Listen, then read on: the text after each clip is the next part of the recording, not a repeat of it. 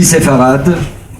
Il y a quelques années, on m'a invité à faire un voyage initiatique, un voyage important, aller en Pologne, à Auschwitz. Bien sûr, je savais tout de la Shoah, par les livres, par les images, par les films, mais je n'avais pas touché du doigt cette réalité terrifiante, terrible. Et en arrivant là-bas,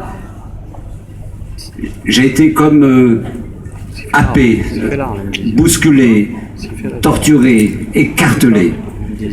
Et à Auschwitz, quand on est là-bas, on pense, comme aujourd'hui, à tous ceux qui ont péri par la barbarie, par la haine, par l'antisémitisme. Et on a envie de se taire, on a envie de garder le silence.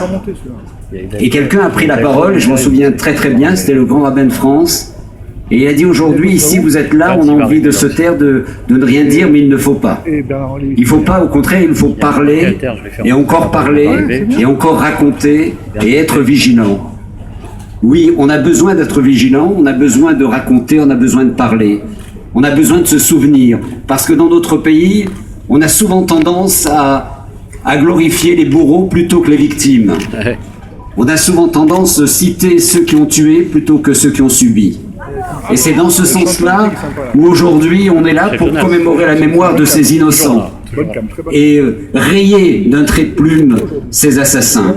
Et c'est la raison aussi pour laquelle, avec Ruth Halimi et avec Émilie Frêche, on a écrit ce scénario, ce film 24 jours, parce que j'avais envie, je voulais en tant que cinéaste, en tant qu'artiste, que le nom d'Ilan Halimi reste gravé dans nos mémoires, parce que je me suis rendu compte que beaucoup de jeunes dans ce pays ne se souvenaient plus.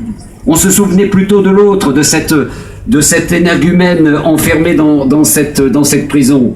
Entre parenthèses, j'étais à Abidjan il y a quelques jours, c'est un pays où j'ai tourné, et le peuple ivoirien a été exemplaire dans cette affaire d'Ilan Halimi.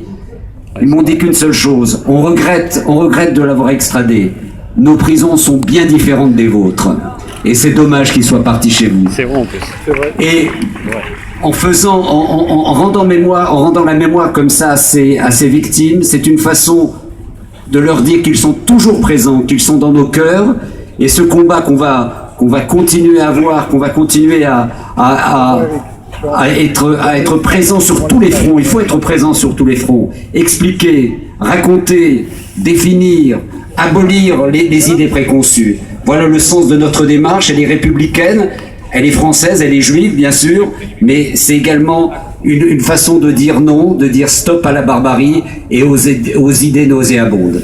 Merci.